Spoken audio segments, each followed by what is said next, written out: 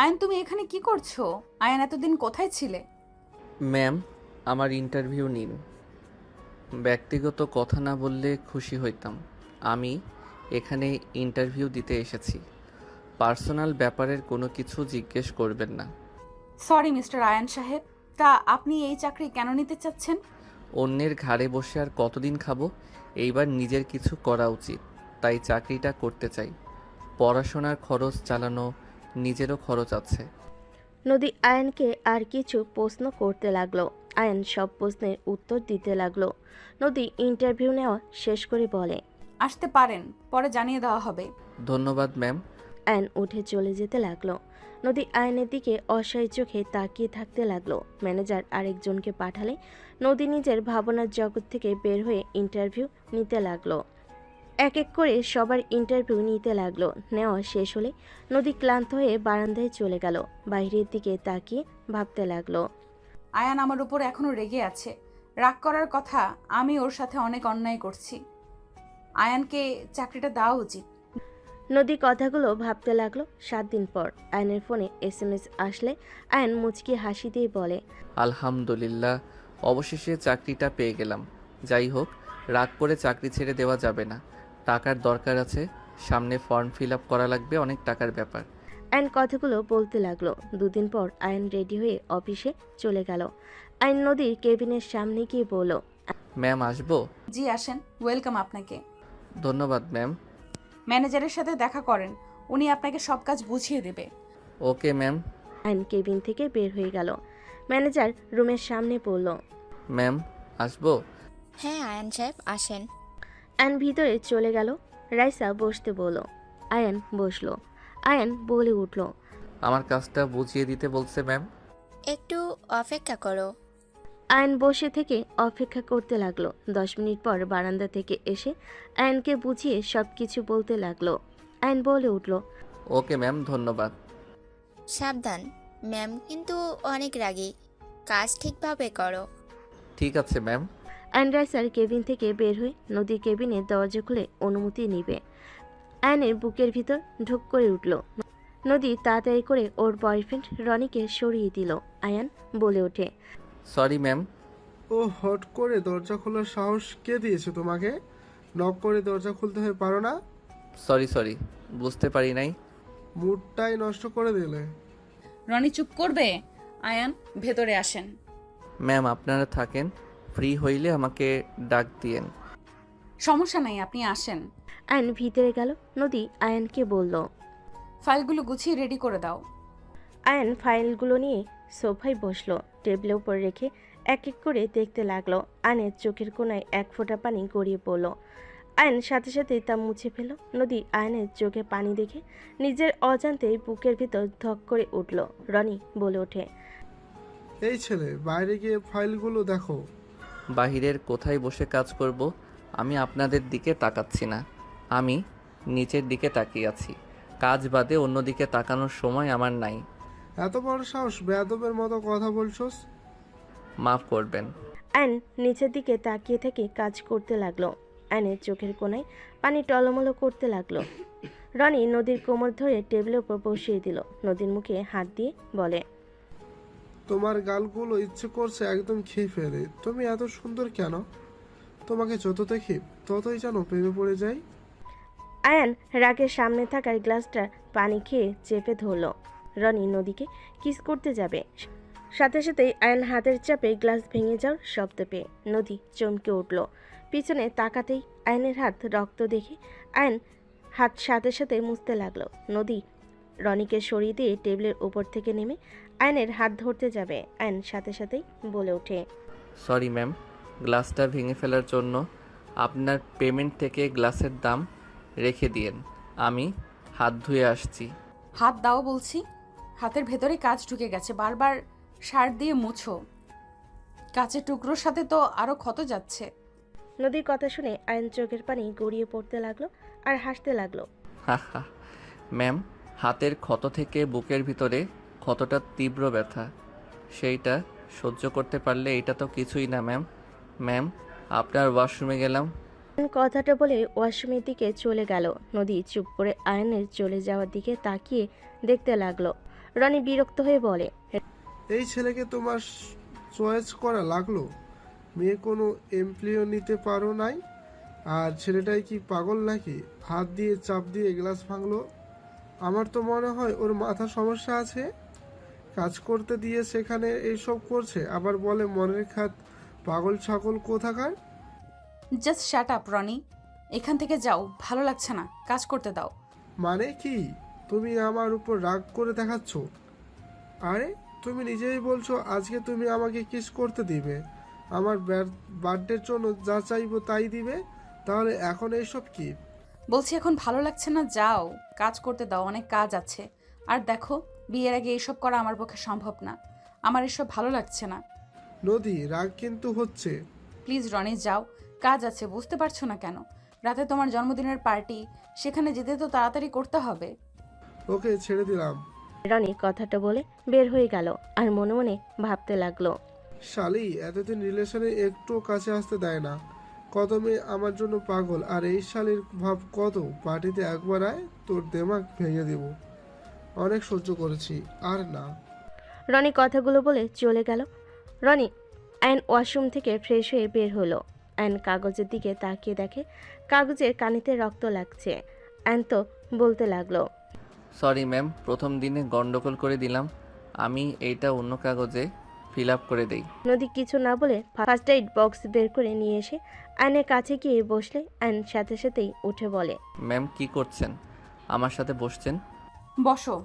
দুঃখিত ম্যাম, আপনার সাথে বসার যোগ্যতা আমার নাই। নদী টান দিয়ে বসিয়ে দিল। আয়ন নদীকে বলতে লাগলো, ম্যাম, আমি সামান্য আপনার সাহায্যকারী। আমার সাথে এমন ব্যবহার আপনার মানাচ্ছে না। কোনটা মানাবে আর কোনটা মানাবে না সেটা আমি বুঝে নেব। ম্যাম, আপনি আমার বস। আপনি আপনার মতো থাকেন। আমার ব্যক্তিগত ব্যাপারে নাক গলাবেন না। চুপ, একদম চুপ, মেজাজ গরম করবে না, হাত দাও। নদী আয়নের হাত টান দিয়ে নিজের কাছে নিয়ে আসতেই আয়নের বুকে এসে লাগলে। নদী ব্যথা পেলে আয়ন বলে উঠল।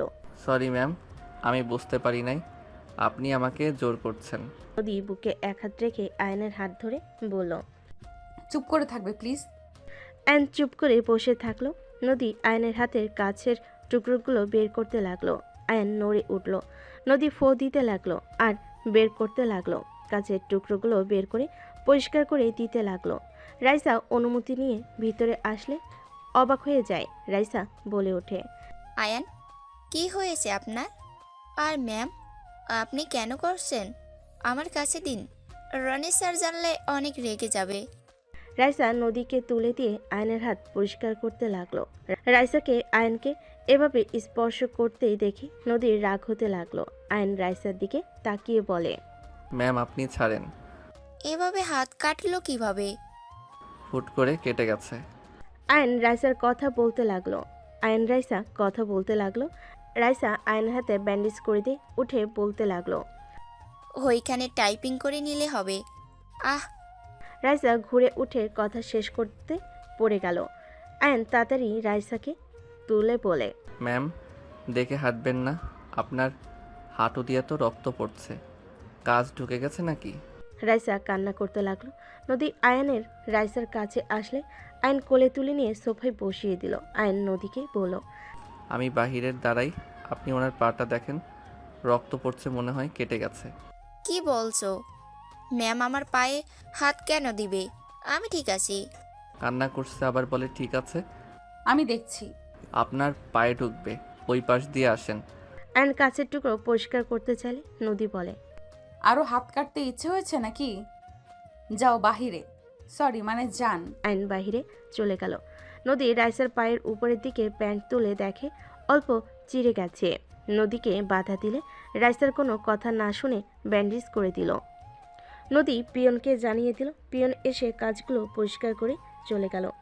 আয়ন কেবিনের ভিতরে গিয়ে কাগজটা নিয়ে আরেকটা কাগজ বানাতে লাগলো। রাইসা আয়নের পাশে দাঁড়িয়ে দেখিয়ে দিতে লাগলো। আয়নের হাতের উপর হাত দিয়ে টাইপিং করতে লাগলো। নদী হাত মুঠো করে ফেলল। আয়ন কাজ শেষ করে রাইসাকে বলে, ধন্যবাদ ম্যাম। ওকে, কাজ করো, আমি আসছি। ম্যাম, আপনার মিটিং আগামীকাল। ও আচ্ছা, তুমি ঠিক করে ফেলেছো? জি ম্যাম, ওনাদের সাথে কথা বলছি। রাইসা নদীর সাথে কথা বলে চলে গেল। আয়ন নিজের কাজ করতে লাগলো। নদী ল্যাপটপে নিজের কাজ করতে লাগলো। এরই মাঝে মাঝে মাঝে আয়নের দিকে তাকিয়ে থাকতে লাগলো। সন্ধ্যার দিকে আয়নের ছুটি হলে বের হয়ে যায়। আয়ন রাস্তা দিয়ে হাঁটতে লাগলো। নদী গাড়ি নিয়ে যেতে আয়নকে হেঁটে যেতে দেখলো। নদী আয়নের সামনে গাড়ি থামিয়ে বলে, গাড়িতে আসো, নামিয়ে দেই। ধন্যবাদ ম্যাম বলার জন্য। আপনি যান। আয়ন কথাটা বলে হাঁটা শুরু করলো। নদী একটা দোকানে বসে চা অর্ডার দিল। চা আর পাউরুটি খেতে লাগলো। নদী আয়নের দিকে তাকিয়ে থাকতে লাগলো আর ভাবতে লাগলো। নদী, তুই ওকে নিয়ে এত ভাবস কেন? তুই তো ওকে ভালোবাসিস না আর সহ্যও করতে পারস না, তাহলে কেন ওকে নিয়ে ভাবছিস? ওই যা ইচ্ছা করুক, তাতে তোর কি?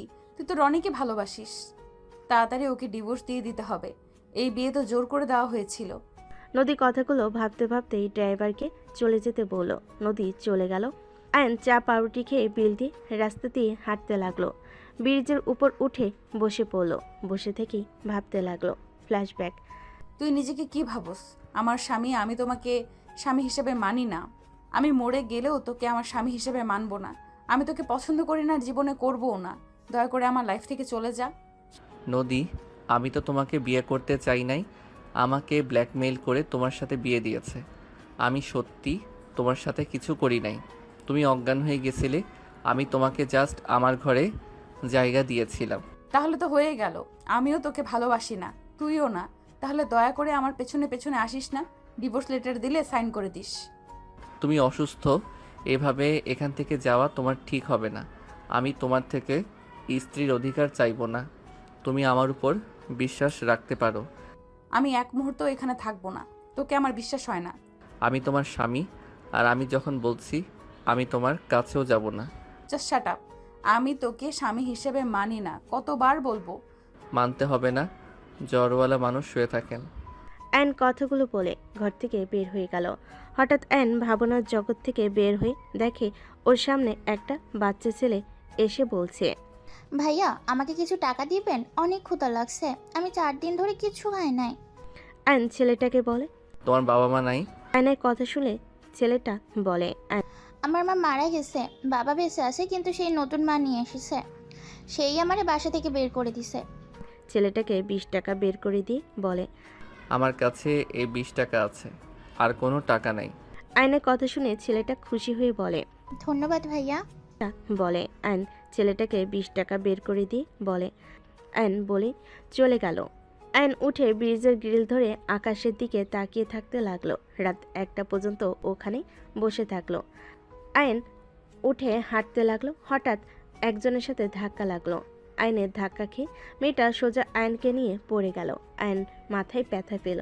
মেয়েটা ভয়ে কান্না করতে করতে বলে, আমাকে সাহায্য করেন প্লিজ। আয়ন নদীর কণ্ঠ শুনে চমকে গেল। আয়ন নদীকে নিয়ে উঠে পড়ল। এদিকে কিছু ছেলেদের আসতে দেখে আয়ন নদীকে ঘুরিয়ে ঠোঁটের সাথে ঠোঁট বসিয়ে দিল। নদী ছুটতে চাইলে আয়ন নদীর কোমর নিজের সাথে চেপে ধরল। আয়নের হাত সরিয়ে দিতে গেলে নদী হাতে ব্যান্ডেজ দেখে আয়নের শরীরে ঘ্রাণ চুপ করে থাকলো। ছেলেগুলো আয়নদেরকে দেখে হাসতে হাসতে বলতে লাগলো, বা ওইটাও রাগ, এগুলো কিছু পিক তুলে নেই। রাস্তার ভিতরে রোমাঞ্চ। ছেলেগুলো কথাগুলো বলে কিছু পিক তুলে হাসতে হাসতে সামনের দিকে দৌড়ে চলে গেল। আয়ন নদীকে ছেড়ে দিলে নদী আয়নকে দেখে শক্ত করে জড়িয়ে ধরে কান্না করতে করতে বলল, আয়ান, তুমি?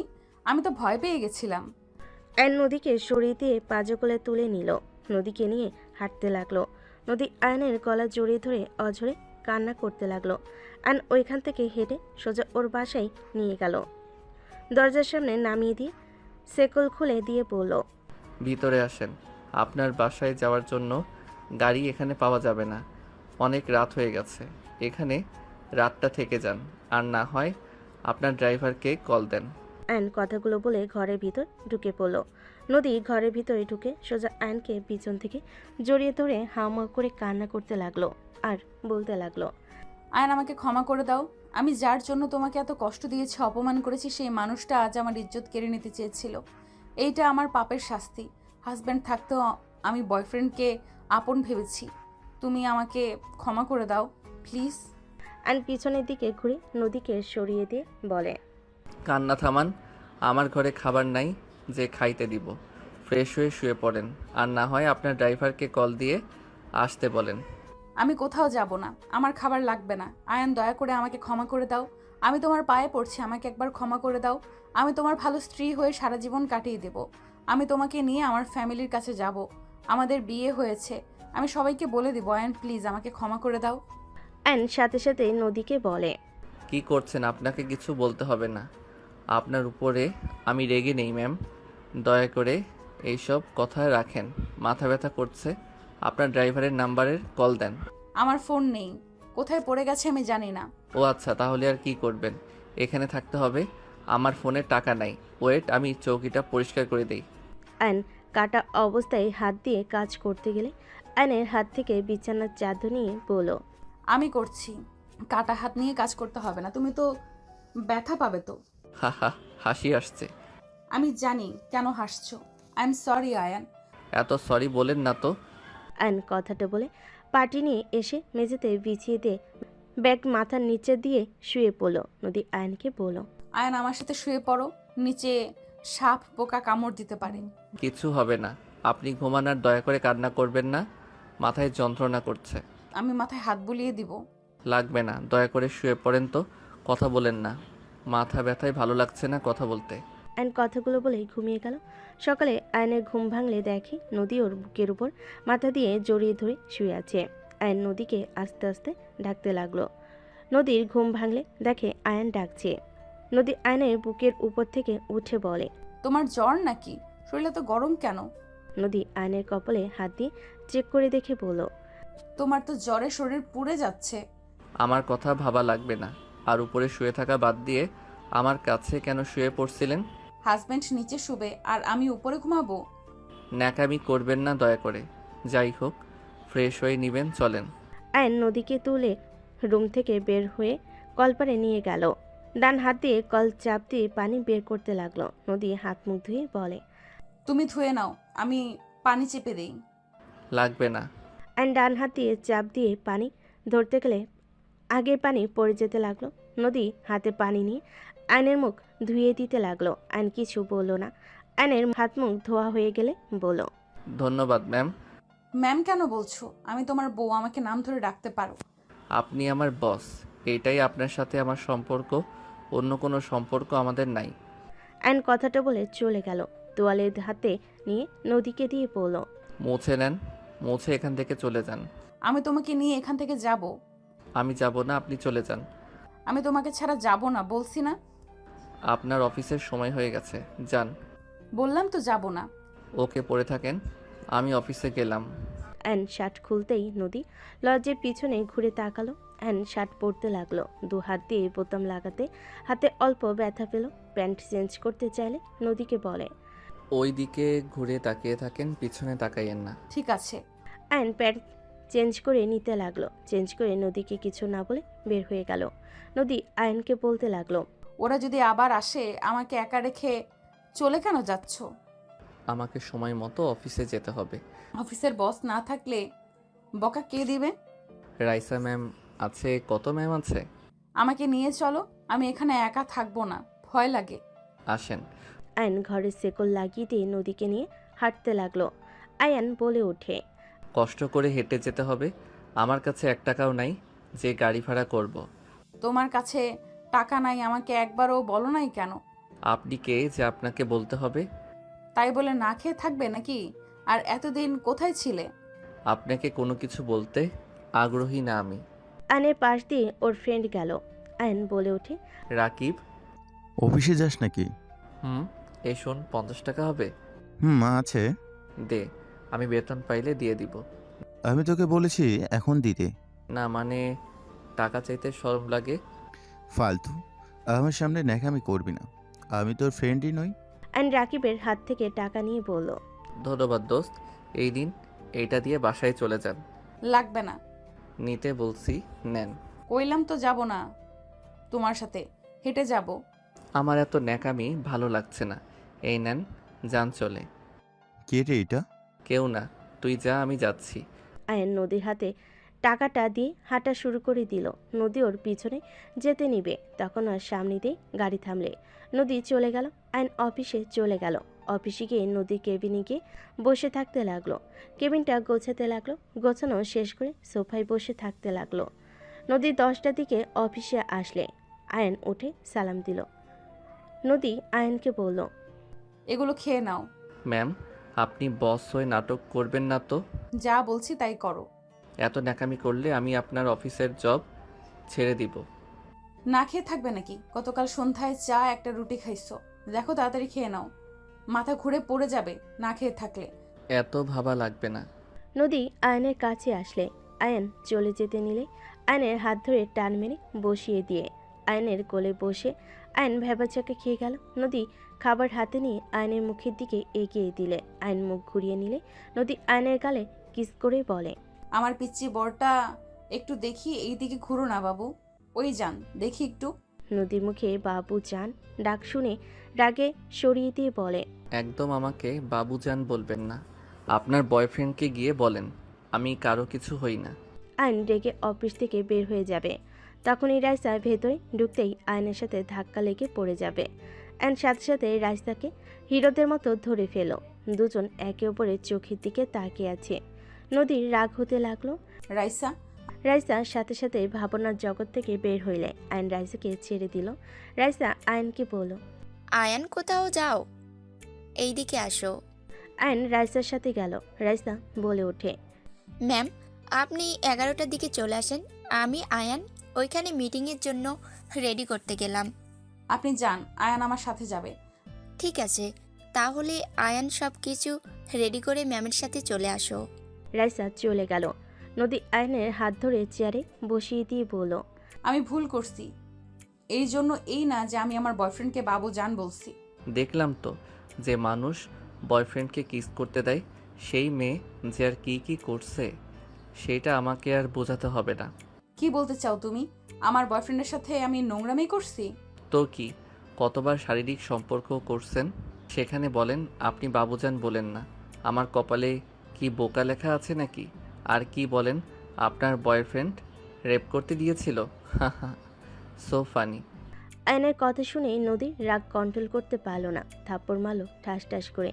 আয়ন রেগে নদীর হাত ধরে ধাক্কা মেরে ফেলে দিয়ে বলে, কি পাইছস আমাকে? হ্যাঁ, আমি খেলনা পুতুল যে তোর মনের ইচ্ছে শুধু থাপ্পড় মেরে যাবি? তোর অফিসের চাকরি তুই কর, আমাকে করতে হবে না। আল্লাহর কাছে কতবার কইলাম তোর সামনে যেন না পড়ি।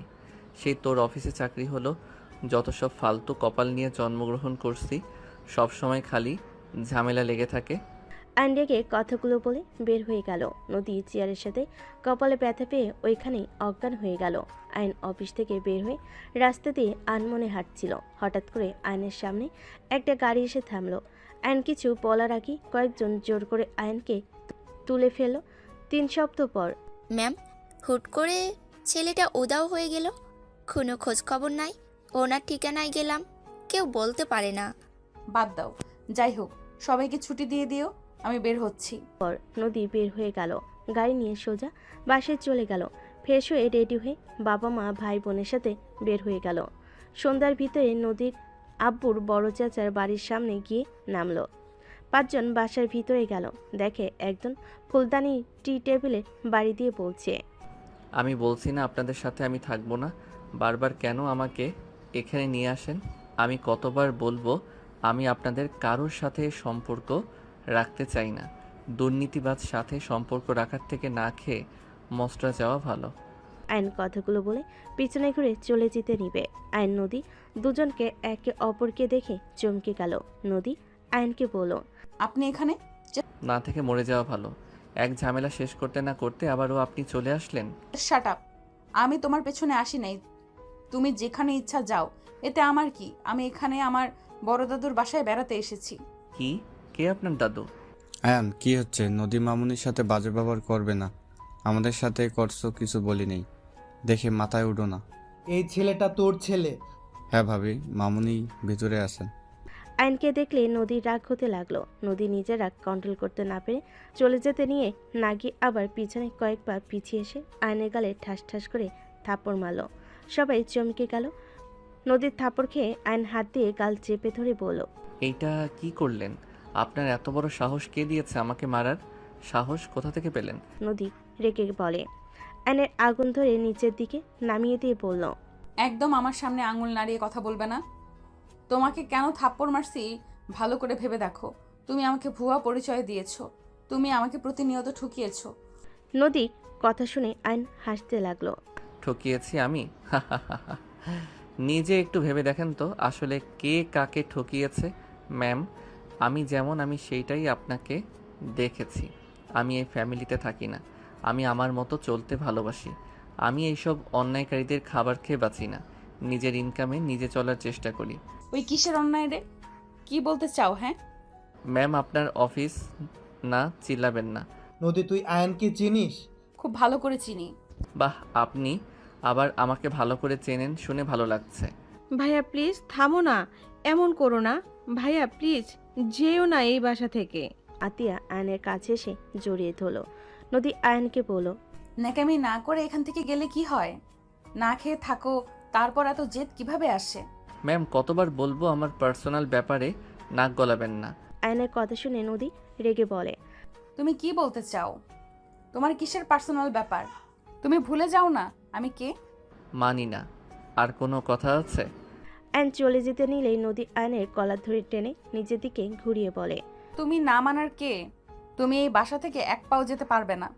তোমার কি লজ্জা করে না বাবা মা ভাই বোনদের কষ্ট দিতে?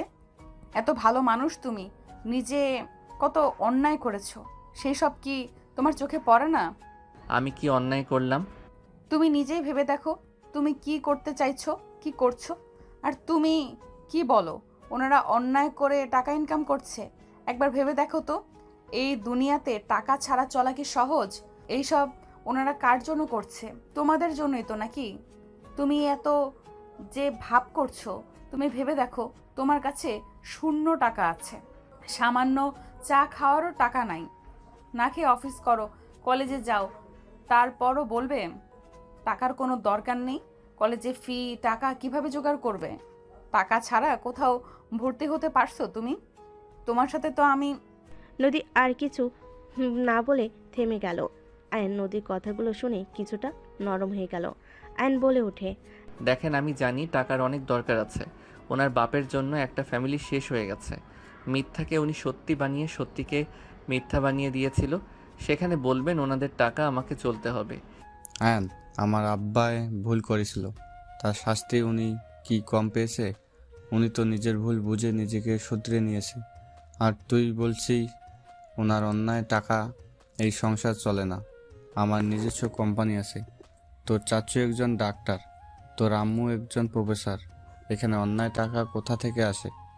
একটা ভুলের কারণে আব্বা তোকে ও হারিয়ে ফেললো। তুই এসএসসি পরীক্ষার রেজাল্ট দিন রেগে বাসা থেকে বের হয়ে গেলি। আব্বা মৃত্যু আগে তোকে কতবার দেখতে চেয়েছে, তুই আসিস নাই। তারপর বলবি শাস্তি কম পেয়েছে? আয়ান, আমি বুঝতে পারছি তুমি অন্যায় মেনে নিতে পারো না, বাট অতীতের বিষয় নিয়ে ভেবে বসে থাকলে হবে বলো? এইসব বাদ দিয়ে সবার সাথে থাকার চেষ্টা করো। প্লিজ রাগ করা বন্ধ করে রুমে যাও। আয়ন কিছু না বলে সিঁড়ি বেয়ে চলে গেল। সবার মুখে হাসি ফুটে উঠল। আয়নের আব্বু বলে, ধন্যবাদ আম্মু, ওই তোমার কথা শুনেছে। ধন্যবাদ আপু। আতিয়া নদীকে জড়িয়ে ধরল। নদী আতিয়াকে জড়িয়ে ধরল। নদী এক এক করে সবার সাথে পরিচয় হতে লাগলো। আয়ন রুমে গিয়ে খাটের উপর বসে থেকে ভাবতে লাগলো, এইটা আবার কোথা থেকে কাজিন হতে আসলো? যত সব সময় খালি আমাকে আঘাত করার জন্য মানুষ চলে আসবেই, যাকে দেখবো না সেই আবার এসে হাজির হইল। আয়ন কথাগুলো ভাবতে লাগলো। আয়ন সিগারেটের প্যাকেট বের করে লাইটার দিয়ে আগুন ধরাতে যাবে, সাথে সাথে আতিয়া রুমে আসলে আয়ন সিগারেট লুকিয়ে ফেলো। আয়নকে দেখে আতিয়া বলে, ভাইয়া তোমাকে খাওয়া দেই? সরি বনু। সরি কেন বলছো ভাইয়া? প্লিজ ভাইয়া, তুমি আমাদের ছেড়ে যেও না। দেখো তোমার শরীরের অবস্থা কি হয়েছে, একদম শুকিয়ে গেছো। ওকে যাব না। সত্যি? হ্যাঁ সত্যি। আতিয়া আয়নকে খাওয়াই দিতে লাগলো। আয়ন আতিয়ার হাতে খেতে লাগলো। বনু আর খাবো না। ঠিক আছে, আর এক লোকমা নাও। আয়ন আতিয়ার দিকে তাকিয়ে বলল। আতিয়া খাওয়াই দিয়ে চলে গেল। আয়ন খাটে শুয়ে থেকে টিভি দেখতে লাগলো। সন্ধ্যার দিকে আয়ন রুম থেকে বের হইল, নিচে গেল, দেখে সবাই বসে আছে। হঠাৎ করে কলিং বেল বেজে উঠলে কাজের মহিলাটা দরজা খুলে দিল। আয়নর আব্বুকে কিছু বলবে তার আগে একজন বলে ওঠে। জান, তুমি কবে এসেছো? আর তুমি এসেছো আন্টি তো আমাকে একবারও বলে না। কি বলবো, উনি সকালে এসেছে, নানা বাড়িতে ছিল। তুলি আয়নের কাছে এসে ধাক্কা দিয়ে নদীর পাশে বসিয়ে দিয়ে গলায় হাত দিয়ে আস্তে চেপে ধরে বলে, মেরে ফেলবো। নানা বাড়িতে থেকে আমার কথা মনে পড়ে না তাই না? বাবা মায়ের সাথে ঝামেলা হয়েছে। আমার সাথে কি হয়েছে? হ্যাঁ, আমার সাথে কেন রাগ দেখাও? তুলি ছাড়ো তো, আমি তোমার উপরে কবে রাগ দেখলাম? আরে শোনো, এখানে বসো, গলা ছাড়ো।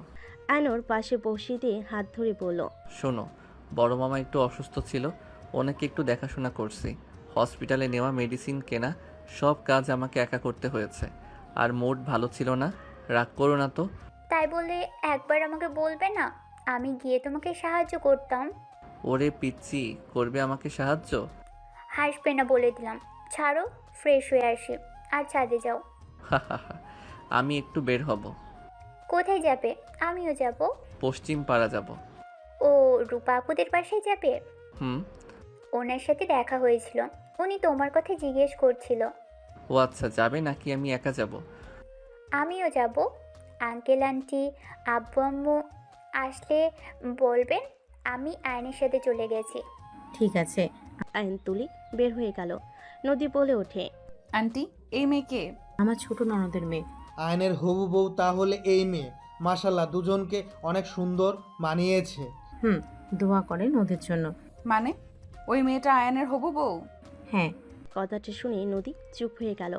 এদিকে আয়ন তুলি দুজন সাথীদের বাসে গিয়ে সবার সাথে সময় কাটিয়ে রাত 8টায় বাসে আসলো।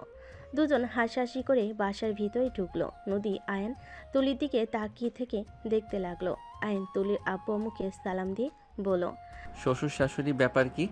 আপনাদের কি আমার বউ ঠিক মতো খেয়াল রাখে না নাকি যে শুকিয়ে গেছেন? আয়নের কথা শুনে সবাই হাসতে লাগলো। তুলির আম্মু কিছু বলার আগেই তুলি কোমরে হাত দিয়ে বলে, বাজে কথা বলবে না। আমার কথা কি তোমার শ্বশুর শাশুড়ি শুনে নাই কি? ঠিক মতো খায় না। বড় আপু কত বকা দেয়, তাও দুইজন শুনে না। কিছু বললে বলবে খেতে ইচ্ছে করছে না, তোর দুই বোন খেয়ে নে, চা বানিয়ে দিয়ে যাস। আহারে, বউটাকে শুধু শুধু ভুল বুঝলাম। আয়ন মাথায় আদর দিয়ে সাথে সাথে চুল টেনে দিলে। তুলি আয়নের দিকে রাগি লুক নিয়ে তাকাতেই আয়ন অন্যদিকে তাকিয়ে বলে, আমাকে মনে হয় কেউ ডাকছে। কেউ ডাকছে নাকি? কি করছে? ওয়েট। তুলি মারতে যাবে, সাথে সাথে আয়ন দৌড়ে শীতে উঠে মুখ ভেঙচি দিলে সবাই হাসতে লাগলো। নদীর আব্বু বলতে লাগলো, এই দুজন তো দেখি ভাই আর ভাবির মতো ঝগড়া করা শুরু করছে। ঠিক বলেছেন, আর ওনারা এখনো এই কাজগুলো করে। সবাই কথা বলতে লাগলো আর নদী বিরক্ত হয়ে উঠে চলে গেল। আয়ন রুমে গিয়ে ফ্রেশ হয়ে ছাদে চলে গেল। ছাদে গিয়ে দোলনায় বসে থেকে আকাশের দিকে তাকিয়ে থাকতে লাগলো। হঠাৎ করে কেউ একজন বলে উঠল, কি ব্যাপার মিস্টার আয়ন চৌধুরী? হবু স্ত্রীকে রেখে এখানে কি করেন? নদীর কণ্ঠ শুনে আয়ন পিছনের দিকে ঘুরে তাকিয়ে বলল, কি বলতে চান? কি বলবো, যা শুনছেন সেটাই বললাম। ওই আমার কাজিন হবু বউ না? আয়নের কথা শুনে নদী হাসতে লাগলো আর বলতে লাগলো, আয়ন চৌধুরী মিথ্যা কম বলেন। আপনাদের বিয়ে ঠিক করা হয়েছে আর আপনি এমন ভাব করছেন মনে হয় কিছুই জানেন না। আমি বিবাহিত, আমি আবার অন্য কাউকে কেন বিয়ে করব? আপনি বিবাহিত, ডিভোর্স দিয়ে দেন। আর ওই মেয়েটা তো অনেক ভালো, বিয়ে করেন, সুখে থাকবেন। আমি তো নোংরা মেয়ে, ডিভোর্স লেটার পাঠিয়ে দিয়েন। নদীর কথাগুলো বলতে চোখের কোণায় পানি চলে আসলে সাথে সাথে মুছে ফেল আর নদীকে বলল, আপনি নোংরা হন বা যাই হন, আপনি আমার স্ত্রী আছেন, আমার স্ত্রী থাকবেন। হাসালেন, আমি আপনার যোগ্য না। আপনি তুলিকে বিয়ে করে নেন আর যত তাড়াতাড়ি পারেন ডিভোর্স লেটার পাঠিয়ে দেব। আপনি যদি পাঠান তাহলে তো আরো ভালো হয়। কি বলতে চান? আমাকে ডিভোর্স দিয়ে আপনি খুশি হবেন নাকি? অবশ্যই, আমি তো জানি আমি কেমন। তাও হুদাই আমার লাইফটা নষ্ট করার কোনো মানে হয় না। এখান থেকে যান, আপনার কোনো কথা শোনার ইচ্ছা আমার নাই। অ্যান্ড কথাটা বলে ঘুরে আকাশের দিকে তাকিয়ে থাকতে লাগলো। নদী চোখের পানি মুছতে মুছতে চলে গেল। আয়ন কিছুক্ষণ থাকলে খাবার খাওয়ার জন্য ডাক দিলে আয়ন নিচে চলে গেল। সবার সাথে বসে খাবার খেতে লাগলো। হঠাৎ করে আয়নের আম্মু বলে, নদীমা, আমার ছেলে রাফিকে তোমার কেমন লাগে? মানে? মানে ওর কেমন লাগে তোমার? ওই ভালো নাকি খারাপ? জি, অনেক ভালো রাফি ভাইয়া। তোমার কি পছন্দ হয় নাকি আরও কিছুদিন রাফির সাথে মিশে দেখবে? সরি আন্টি, আমি ঠিক আপনার কথা বুঝতে পারছি না। আসলে নদী, তুই রেগে যাবি, তাই আমি চুপ ছিলাম। আমরা তোর রাফির বিয়ে ঠিক করে রেখেছি।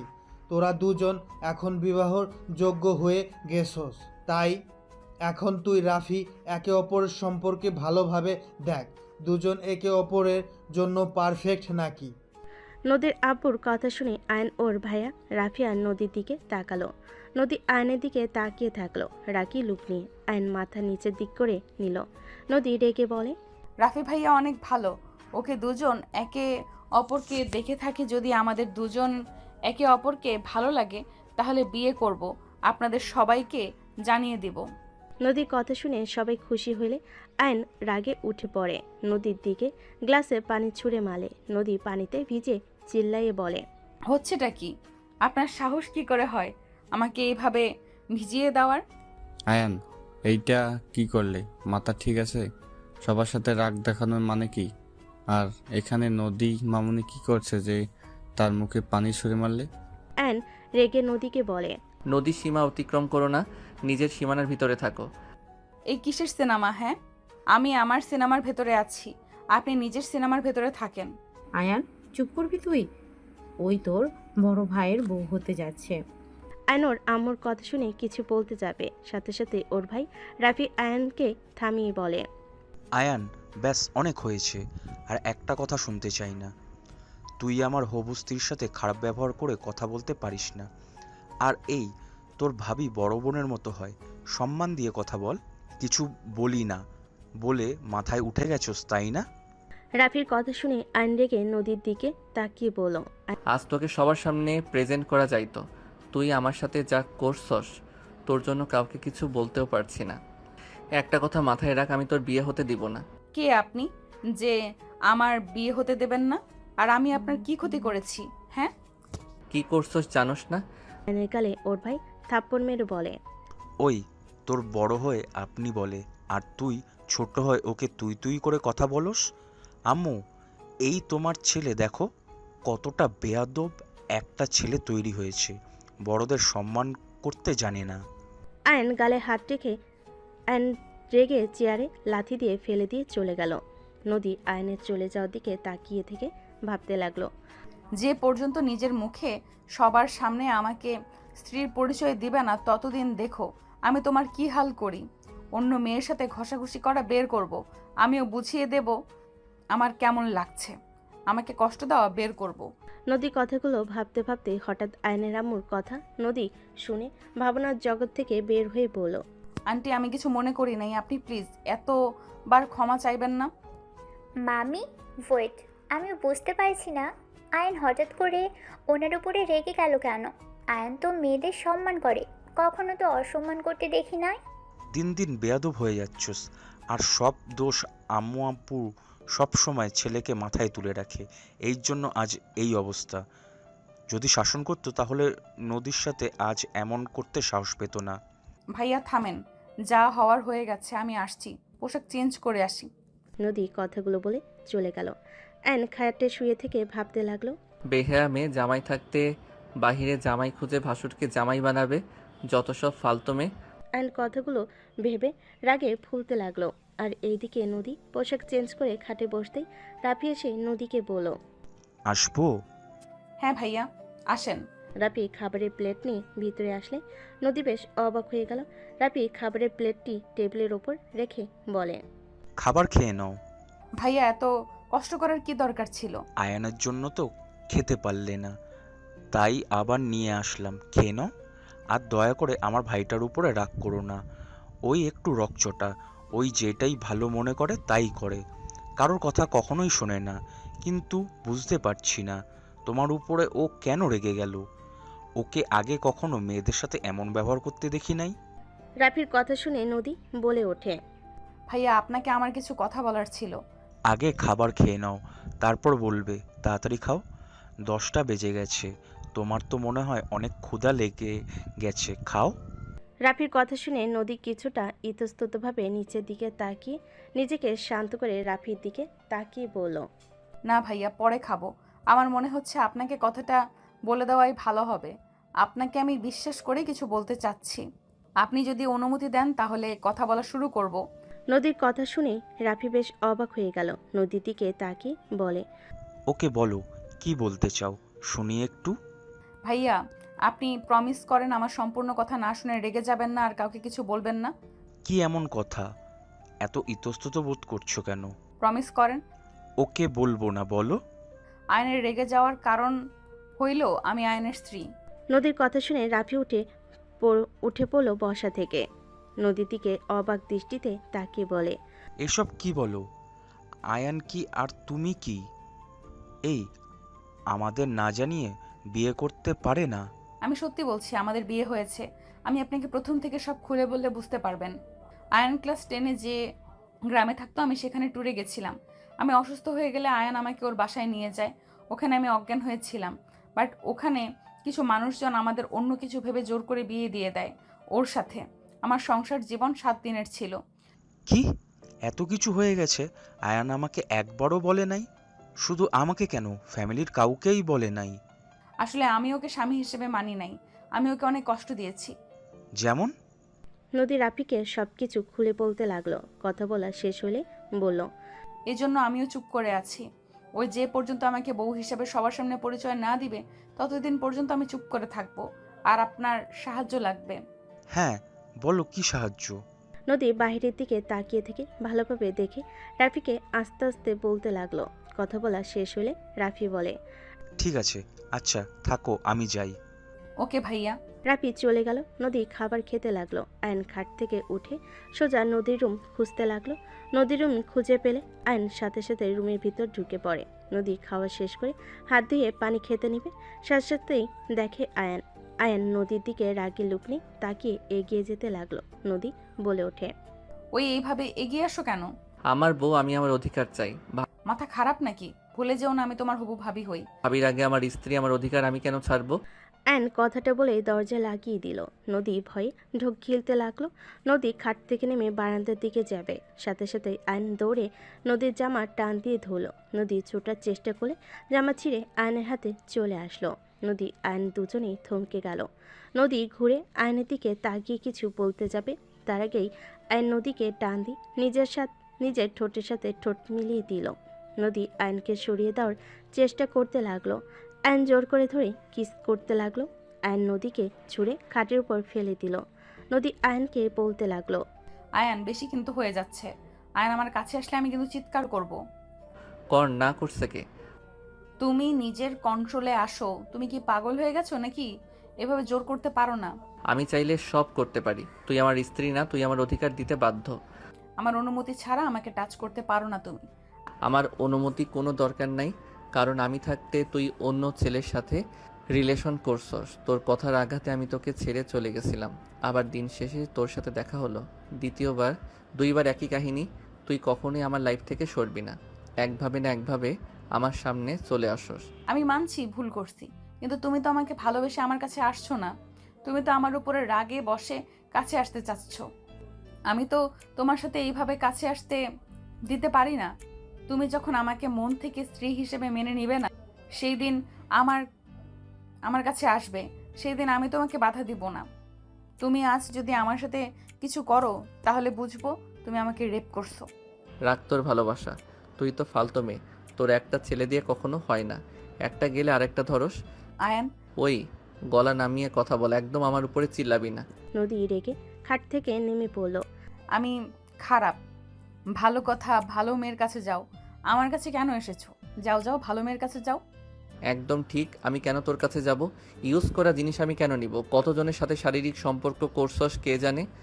আয়নের কথা শুনে নদী নিজেকে আর কন্ট্রোল করতে না পেরে আয়নের গালে ঠাস ঠাস করে থাপ্পড় মেরে বলে, বের হয়ে যা আমার চোখের সামনে থেকে। এখন যা। আমি হাজার মানুষের সাথে শারীরিক সম্পর্ক করছি, ভালো করছি। তুই যা এখান থেকে, আর তাড়াতাড়ি ডিভোর্স দিয়ে দিস। তোকে আমি কিছু বলতে চাই না। আমি কেমন আমার আল্লাহ জানে আর আমি জানি। চলে যা আমার সামনে থেকে। তোকে দেখে আমার ঘৃণা হচ্ছে যে নিজের স্ত্রীকে সম্মান করতে জানোস না। আমি শারীরিক সম্পর্ক করছি, তুই দেখাতে পারবি? রনি কোনো দিন একটাও পায় নাই। আর তুই আমাকে বলস আমি 1000 জনের সাথে শারীরিক সম্পর্ক করছি, ভালো করছিস, যা এখান থেকে। নদী রেগে গিয়ে ধাক্কা দিতে দিতে আয়নের রুম থেকে বের করে দিয়ে দরজা লাগিয়ে দিয়ে কান্না করতে লাগলো। আয়ন ওর বেডরুমে চলে গেল। বেডরুমে গিয়ে রাগে দরজা ঠাস করে লাগিয়ে দিয়ে উপর হয়ে শুয়ে পড়ল। সকালে ঘুম ভাঙলে আয়ন তুলির কণ্ঠে ঘুম ভেঙে গেল। আয়ন তুলিকে দেখে বলে, তুমি রুমের ভিতরে কিভাবে আসলে? দরজা ঠেলা দিলাম, খুলে গেছে। ওঠো তাড়াতাড়ি, নিচে চলো, খেয়ে ঘুরতে যাব। কোথায় যাবে? সবাই মিলে গ্রামটা ঘুরে দেখব। নদী আপু, আঙ্কেল আন্টি সবাই যাবে। চলো তাড়াতাড়ি। যাব না, তুমি যাও। কথা কম বলো, ওঠো বলছি। তুলি আয়নকে জোর করে তুলে ওয়াশরুমে নিয়ে গেল। আয়ন বিরাস করতে লাগলো। তুলি আয়নের দিকে তাকিয়ে থেকে দেখতে লাগলো। আয়ন তুলির দিকে তাকিয়ে বলল, কি ব্যাপার, এভাবে তাকিয়ে থাকো কেন? আয়ন কথাটা বলে ট্যাপ ছেড়ে দিলে সাথে সাথে তুলি পানি নিয়ে আয়নের মুখে ছুঁড়ে মেরে হাসতে লাগলো। আয়ন তুলিকে পানি দিতে গেলে দৌড়ে চলে গেল। আয়ন ফ্রেশ হয়ে বের হয়ে চেঞ্জ করে নিল। নিচে চলে গেল। নিচে গিয়ে দেখে সবাই বসে আছে। রাফি আয়নকে দেখে নদীকে বলল, চলো আমি তোমাকে খাইয়ে দিই। না ভাইয়া, ধন্যবাদ, আমার ক্ষুধা নাই। আরে চলো। রাফি নদীর হাত ধরতেই আয়ন রাগে হাত মুঠো করে নিল। রাফি নদীকে নিয়ে সবার সাথে খাবার টেবিলের সামনে বসলো। আয়নকে দেখে আয়নের আম্মু বলে, আয়ান খেতে আয়। আয়ন ওদের কাছে গেলে তুলি বলে ওঠে, এখানে এসে বসো। আয়ন তুলির কাছে বসলো। নদী আয়নকে দেখে রাফির সাথে হাসি মুখে কথা বলতে লাগলো। রাফি বলে ওঠে, আম্মু আমার প্লেটে খাবার দাও, নদী আমি একসাথে খাবো। রাফির কথা শুনে সবে মিটিমিটি হাসতে লাগলো। তুলি বলে ওঠে, বাবা ভাইয়া, তুমি এত রোমান্টিক। এই আয়ন ভাইয়ের মতো একটু শিখতে পারো না? মামনি, আমার প্লেট দাও, আমরা একসাথে খাবো। এসব ন্যাকামি আমার একদম ভালো লাগে না। তুলি, এসব বাদ দাও। কখনো কারো মতো হওয়ার চেষ্টা করবে না, নিজের মতো থাকার চেষ্টা করবে। আয়ন কথাটা বলে খাবার একা বেড়ে নিতে লাগলো। নদী রাফি ওর দিকে তাকিয়ে থাকলো। আয়ন খাবার খেতে লাগলো নিচের দিকে তাকিয়ে। আয়নের আম্মু সবাইকে খাবার দিতে লাগলো। রাফি নদীকে খাওয়াই দিতে লাগলো। নদী রাফিকে খাওয়াই দিতে যাবে। আয়ন রাগ কন্ট্রোল করে বলল, ভাইয়া, তোমাদের দেখে হবু হাজবেন্ড বউ লাগছে, মনে হচ্ছে বড় ভাই তার ছোট বোনকে খাওয়াই দিচ্ছে। আয়ন কথাটা বলে হাসি দিল। নদী রাগে বলে ওঠে, কি ধরনের কথা বলছেন এইসব? আমরা ভবিষ্যতে হাজব্যান্ড ওয়াইফ হতে যাচ্ছি। আপনার মতো আমার ভাইয়ের কপালে নাই। আয়ান, তোর ব্যবহার কিন্তু খুব খারাপ হয়ে যাচ্ছে। এইসব কী ধরনের কথা বলস? ওই তোর বড় আপু হয়, সম্মান দিয়ে কথা বল। আমি তো সম্মান দিয়ে বললাম ভাইয়া, আর উনি তো সেম ভাই বোনের মতো ব্যবহার করছে। এই যে আতিয়াকে আমি খাওয়াই দিই, আতিয়াও আমাকে খাওয়াই দেয়। কই, এখানে তো আব্বু আঙ্কেল কেউ তো তাদের বউদের খাওয়াই দিচ্ছে না, কারণ তাদের লজ্জা আছে, আর ওনাদের বিয়ে হয় নাই, এখন ন্যাকামি শুরু করছে। তুই কি বলতে চাস আয়ান, আমাদের লজ্জা কম নাকি? হবু বউকে খাইয়ে দেওয়া খারাপ নাকি? আমার তো হবু বউ আছে, কই আমি তো এত ন্যাকামি করছি না। আর ওই যেহেতু এখনও স্ত্রী হয় নাই, ওর উপরে আমার কোনো অধিকার থাকার কথা না। সেখানে ওই এখনও পরনারী, তার আশেপাশে তো থাকা উচিত না। এখন বলতে পারো তুলির পাশে কেন বসলাম? তুলি আমার কাজিন, আমরা ছোট থেকে একসাথে খেলাধুলা করছি, পড়াশোনা সব একসাথে। বাট উনি তো এই প্রথম আমাদের বাসায় এসেছে। এই জ্ঞান দিস না আমাকে, আমি তোর বড় ভাই। আমার হবু বউয়ে আমি যা ইচ্ছে করব, তুই চুপ করে থাক। আয়ন কিছু বলবে তার আগেই আয়নের আব্বু বলে, দুইজন থামো তো, এভাবে ঝগড়া করলে আর বাইরে ঘোরা আর হবে না। আয়নের আব্বুর কথা শুনে দুজন চুপ হয়ে গেল। আয়ন নিচের দিকে তাকিয়ে খেতে লাগলো। নদী আয়নের দিকে তাকিয়ে বেশি বেশি করে রাফির সাথে দুষ্টামি করতে লাগলো। রাফিও নদীর কথায় তাল মিলাতে লাগলো। আয়ন রাগে কিছু বলতে গিয়েও বলতে পারলো না। আয়ন চুপচাপ খেতে লাগলো। সবার খাওয়া দাওয়া হয়ে গেলে সবাই রুমে চলে গেল। আয়ন রেডি হয়ে নিল। আয়ন তুলির সাথে মিলে শার্ট পরল। সবাই মিলে বের হয়ে গেল। তুলি আয়নের হাত ধরতে গেলে আয়ন নদী রাফিকে হাত ধরতে দেখে রাগে তুলিকে বলল, ওরা আগে যাক, আমরা তো আমাদের এলাকা চিনি। ওরা সবাই আগে যেতে লাগলো। আয়ন তুলি আস্তে আস্তে টুকটাক কথা বলতে বলতে যেতে লাগলো। এদিকে নদীর রাগ হতে লাগলো। নদী রাফিকে বলল, আমি আইসক্রিম খাবো, আমাকে কিনে দেন না। চলো মাঠের কাছে যাই, কিনে দিই। নদী রাফি আইসক্রিম কিনতে মাঠের কাছে গেল। আয়ন তুলির হাত ধরে নিয়ে গেল। আইসক্রিম চাইতেই আয়ন বলে, মামা আমাদের 3টা দেন। আতিয়া তুই এদিকে আয়। আয়নের কথা শুনে রাফি নদী বলে ওঠে, মামা আমরা আগে চাইলাম, আপনি ওদের আগে কেন দিচ্ছেন? আমার সবগুলো দেন, সবাইকে দেন। আয়নের কথা শুনে আইসক্রিমওয়ালা সবাইকে দিতে লাগলো। তুলিকে দিলে আর একটাই থাকলে রাফি ওইটাই নিতে গেলে আয়ন আইসক্রিম নিয়ে 1000 টাকা দিয়ে বলল, মামা রেখে দেন। মামা আপনি আমাদের সাথে অন্যায় করলেন না? আমরা আগে চাইলাম, সব আইসক্রিম ওনার কথায় দিয়ে দিলেন। নদীর কথা শুনে আইসক্রিমওয়ালা বলে, আয়ান ভাইকে না দিলে কাকে দিব? উনি আমাদের সাহায্য না করলে আমরা আজ ব্যবসা করে খেতে পারতাম না। এই দোকান যত আইসক্রিম আছে সব ওনার জন্য আছে। উনি ফ্রিতে চাইলেও এখানে যত দোকানদার আছে সবাই ওনাকে দিবে। সামান্য টাকা নিয়ে কি আমি আয়ান ভাইকে আইসক্রিম দেওয়া বাদ দিয়ে দিব নাকি? লোকটা কথা শুনে নদী কিছু না বলে রাফিক নিয়ে চলে যেতে লাগলো। আয়ন মিটি করে হাসতে লাগলো। আয়ান, এটা কি ঠিক করলে? নদী আপুকে আইসক্রিম দিলে না কেন? আমি কি করলাম? এখানে তো একটাই আইসক্রিম আছে, আমার গলা শুকিয়ে গেছে। আমি খাওয়া বাদে অন্য কাউকে দিয়ে মানব সেবা করতে পারবো না। এইটা কেমন কথা? আমি তো আগে দেখেছি তুমি না খেয়ে অন্যদের দিয়ে দিতে, সেখানে আজ এই ধরনের কথা বলছো? সবাই সারা জীবন এক থাকে না, সবাই পরিবর্তন হয়, সেখানে আমিও হয়েছি। বাদ দাও, চলো হাঁটি। আয়ন আইসক্রিম খাওয়া বাদ দিয়ে আইসক্রিম হাতে নিয়ে তুলির সাথে হাঁটতে লাগলো।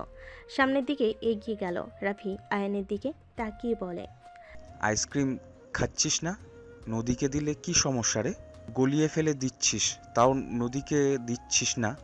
আমার জিনিস আমি খাবো না, দরকার হলে ফেলে দিব, তারপর কাউকে দিব না।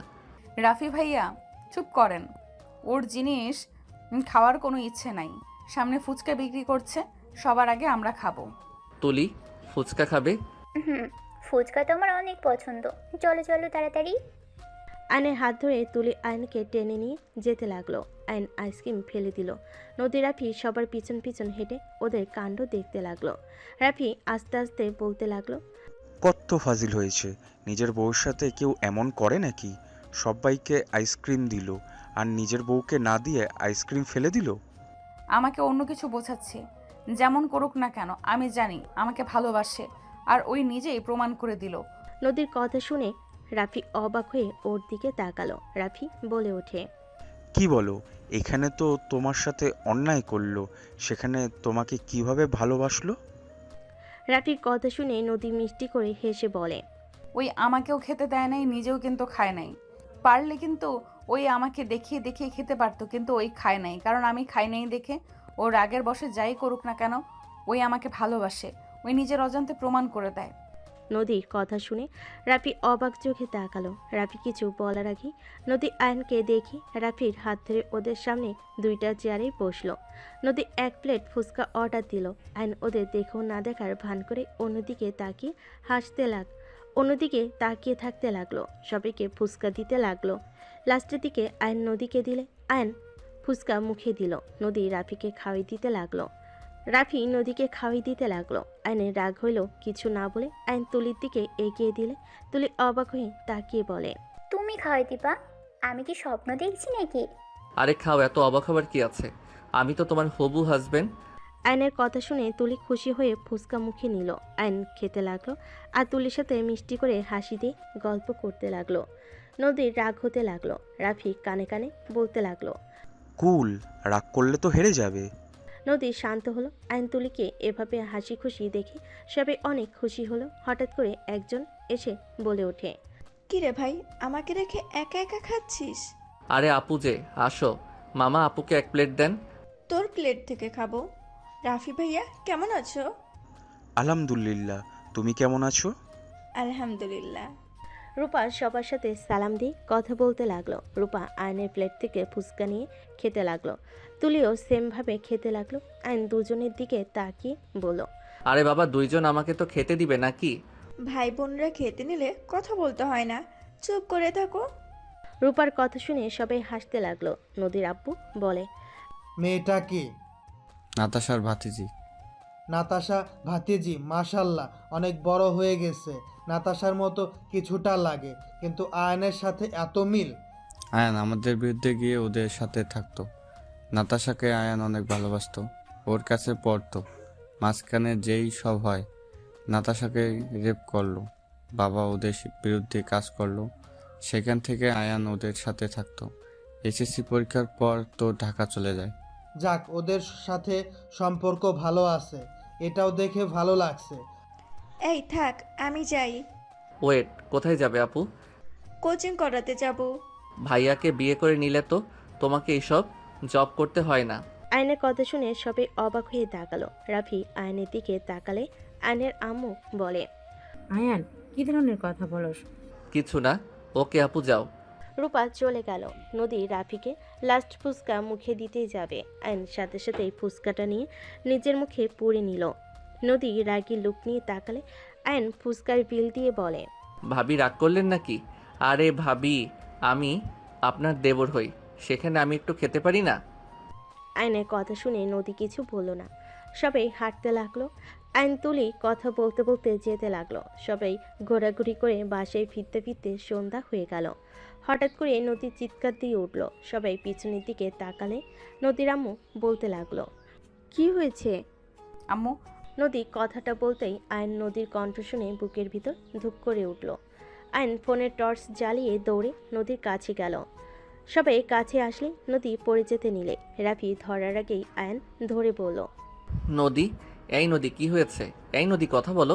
আয়ান আমাকে কিছু কামড় দিয়েছে। নদী কথাগুলো বলে জোরে জোরে কান্না করতে লাগলো। আয়ন নদীর পায়ের দিকে তাকিয়ে চমকে উঠল। আয়ন তাড়াতাড়ি করে নদীর পায়ের কাছে বসলো। কোনো কিছু না ভেবে আয়ন নদীর পায়ে রক্ত চুষতে লাগলো। সবাই ইতস্তত হয়ে গেল। নদীর আম্মু বলে, আয়ন পাগল হয়ে গেছিস নাকি? সাপে কামড় দিয়ে থাকলে তুই তো মারা যাবি। আয়ন থাম বলছি, ওর পা বাঁধতে হবে, সামনে হসপিটাল আছে। আয়ান কি করছো? তুমি তো মারা যাবে। আয়ান আমার পা ছাড়ো। আয়ান প্লিজ পা ছাড়ো। আয়ন কারো কোনো কথা না শুনে পায়ে রক্ত চুষে ফেলতে লাগলো। আয়নকে তুলি ধাক্কা দিয়ে বলে, পাগল হয়ে গেছো? তুমি মারা যাবে? সামনে হসপিটাল আছে, আবুকে নিয়ে চলো। আয়ন তুলিকে কিছু না বলে নদীর পা ধরতে যাবে। নদী হাঁটু গেড়ে বসে আয়নের দুই গাল ধরে বলতে লাগলো, এসব কি করছো? আমাকে সাপে কাটে নাই, আমি একদম ঠিক আছি। গাছের ডালের সাথে কেটে গেছে। নদীর কথা শুনে আয়নের রাগ উঠে গেল। আয়ন উঠে নদীকে সজনে থাপ্পড় মারল। আয়ন রেগে কান্নামাখা কণ্ঠে বলল, নেক্সট টাইম এমন ফালতু অভিনয় করলে তোর খবর আছে। ফালতু মেয়ে কোথাকার। আমি মরে গেলে তোমার কি? আমি তো জঘন্যতম মেয়ে, ফালতু খারাপ মেয়ে, পতিতা মেয়ে। তাহলে আমার জন্য কোনো কিছু না ভেবে বিষের রক্ত বের করতে গেছো কেন? চুপ কর। আমার ইচ্ছে হইলে আমি তোকে খারাপ বলবো, যা ইচ্ছে তাই বলবো। আমার সামনে আর নাটক করবি না। খারাপ মেয়ের জন্য এত না ভাবলেও হবে। আয়ন নদীর কথা শুনে ধাক্কা দিয়ে সরিয়ে দিয়ে চলে গেল। রাফি নদীকে ধরল। সবাই অবাক দৃষ্টিতে তাকিয়ে থাকলো। তুলি বলে ওঠে, এটা কি হলো? আপনাকে ও সহ্য করতে পারে না, আর সেখানে আপনাকে সাপে কেটেছে শুনে কোনো কথা নাই, বার্তা নাই, সোজা রক্ত চুষতে লাগলো। একবারও ভাবলো না ও মারা যেতে পারে? আমরা বাবা মা হয়ে অতটাও সাহস পেলাম না, আর সেখানে আয়ান কিনা যাকে সহ্য করতে পারে না তার জন্য নিজের জীবন ঝুঁকিতে ফেলতেও রাজি। এইসব কথা বাদ দেন, সবাই চলেন। রাফি নদীকে কোলে তুলে নিয়ে হাঁটতে লাগলো। সবাই বাসায় চলে গেল। আর নিজের রুমে গিয়ে ফ্রেশ হয়ে শুয়ে পড়লো। সকালে ঘুম ভাঙলে ফ্রেশ হয়ে ফোনে সিম তুলে নিজে চলে গেল। নিচে গিয়ে দেখে সবাই বসে আছে। আইন সোফায় বসে থেকে কারোর সাথে কথা বলল না। চুপচাপ বসে থেকে ফেসবুকিং করতে লাগলো। হঠাৎ করে আয়নের ফোন বেজে উঠলেই আয়ন কল রিসিভ করে বলল, আসসালামু আলাইকুম। কে? ওয়ালাইকুম আসসালাম, আমি আপনার ম্যাম রাইসা। আয়ান সাহেব, আপনার ফোন বন্ধ কেন? সরি ম্যাম, আমি তো গ্রামে চলে এসেছি আর সিমটা খুলে রেখেছিলাম, আজকে তুলছি। হুট করে উদাও হয়ে গেলেন কেন? আপনাকে কোথাও পাচ্ছি না। আমার অভ্যাস এটাই তো, আর আমার পরীক্ষা কয়েকদিন পর, তাই জবটা করা সম্ভব হচ্ছে না। ও আচ্ছা, ঠিক আছে, আমি ম্যামকে জানিয়ে দেব। হুট করে এভাবে চাকরিটা ছাড়া ম্যাম যে কিভাবে নিবে আল্লাহ ভালো জানে। আপনি চিন্তা করেন না, ম্যামকে আমি বলে দিব, আর আপনার উপরে চিল্লাবে না, চিন্তা করেন না তো। ম্যাম কল দিচ্ছে। রাইসার কথা শুনে আয়ন নদীর হাত থেকে ফোন নিয়ে কেটে দিয়ে রাইসার সাথে কথা বলতে লাগলো। কথা বলা শেষ করে নদীর দিকে এগিয়ে দিলে নদী টান দিয়ে ফোন কেড়ে নিল। নদী বলে ওঠে, রাইসার সাথে কিসের কথা শুনি? আর এত দাঁত কেলিয়ে কথা বলার মানে কি? প্রেম করার ইচ্ছা আছে, ওনাকে পটান দরকার। আমার পটাতে পারলে আরামে শুয়ে বসে থেকে খেতে পারবো। আর ওনার মতো সুন্দরী বউ, ওনার হাসি দেখলে মন চায় সারাদিন দেখি তাকে। আয়নের কথা শুনে তুলি নদী রেগে গেল। তুলি কিছু বলার আগেই নদী ঠাস ঠাস করে থাপ্পড় মেরে দিল। তুলি এসে আয়নের চুল ধরে বলে, কুত্তার বিড়াল, আমি তোর হবু বউ থাকতে অন্য মেয়ের সাথে প্রেম করতে চাস? আমার সামনে তুই অন্য মেয়ের কথা কিভাবে বলিস? তুলি ছাড়ো, তুলি লাগছে, চুল ছাড়ো বলছি। ছাড়বো না। তুই ওই মেয়ের সাথে প্রেম করবি তাই না? দেখাচ্ছি মজা তোকে। উফ, ছাড়ো তো। আয়ন তুলির হাত ধরে পিছনের দিকে ঘুরিয়ে ধরলে নদী আয়নের কলার ধরে বলল, বিয়ের আগেই তুলি কি এইভাবে কেন ধরেছ? ছাড়ো বলছি। আমার মন ইচ্ছে, আপনার কোনো সমস্যা? সরেন। আমারও লাথি মারতে ইচ্ছে করছে। নদী আয়নের চুল ধরে নিচে ফেলে দিল। আয়নকে কিল ঘুষি মারতে লাগলো। আয়ন টান মেরে নদীকে চেপে ধরে বলল, খুব হাত চলে তাই না? আমি ধরলে পারবেন? নদী আয়নের স্পর্শে কেঁপে উঠল। আয়নের আম্মু বলল, আয়ান নদীকে ছাড়, ও ব্যথা পাবে কিন্তু। বাহ, আমাকে এতক্ষণ ধরে মারলো, কারো কোনো প্রতিবাদ আসলো না। আমি ধরছি তখন যত প্রতিবাদ করার মানুষ, তাই না? আয়ন কথাটা বলে নদীকে কাতুকুতু দিতে লাগলো। তুলির সাথে সাথে আয়নকে ধরে বলে, আয়ান, কি করছো? উনি ভাবি হতে যাচ্ছে, ওনার শরীরে কেন হাত দিচ্ছ? তুলি থামো, ওরা ভাবিদের যা ইচ্ছে করুক গা। আয়ন নদীকে সরিয়ে দিয়ে বসা থেকে দাঁড়িয়ে চুল ঠিক করতে লাগলো। দুজনের দিকে তাকিয়ে বলল, আমার চুল মনে পাবলিকে যার যেমন ইচ্ছে টান দিতে আসছে। আয়ান, আমার কিন্তু এবার মেজাজ গরম হচ্ছে। ওনার সাথে কি সম্পর্ক তোমার? কার সাথে? যার সাথে ফোনে কথা বলতে। আয়ন কিছু বলতে যাবে তার আগে ফোনটা বেজে উঠল। আয়ন কলটা রিসিভ করলো। আসসালামু আলাইকুম। ওয়ালাইকুম আসসালাম। কি রে, তোর কি অবস্থা? ফোন বন্ধ কেন রাখছিলি? কারোর সাথে যোগাযোগ রাখতে চাই নাই। যাই হোক, তোর বিকাশে কিছু টাকা গেছে, চেক করছস? এত টাকা কেন দিয়েছস? গ্রামে আসবি কবে? গ্রামে এসেছি রাত্রে। আমাদের বাসায় আয়। তুই বাসায় নাকি? আচ্ছা, মাঠের ওইদিকে আয়, আমি ওইখানে যাব। ঠিক আছে। আয়ন কল কেটে দিয়ে তুলিকে বলল, বাহিরে যাবে নাকি? আমার প্রশ্নের উত্তর দাও।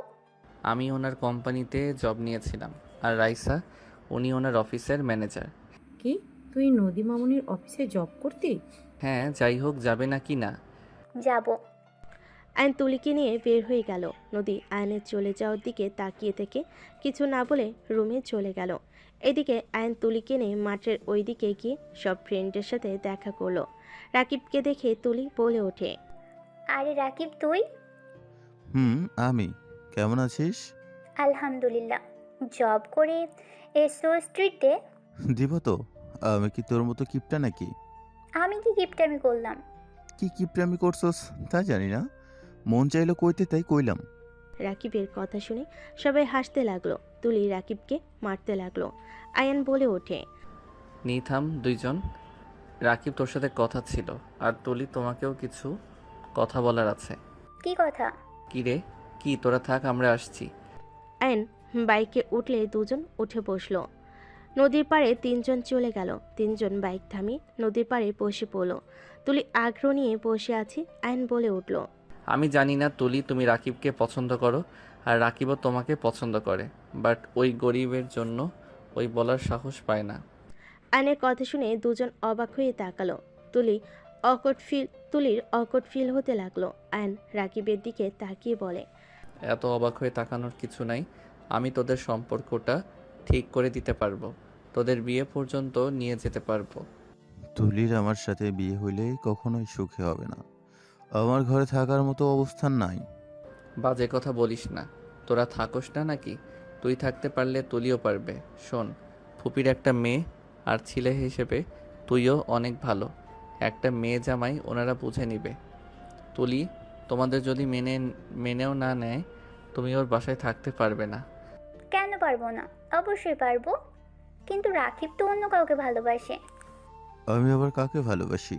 রাকিবের কথা শুনে তুলি ওর ফোন থেকে একটা ছবি বের করে বলল, এই মেয়েটা কে?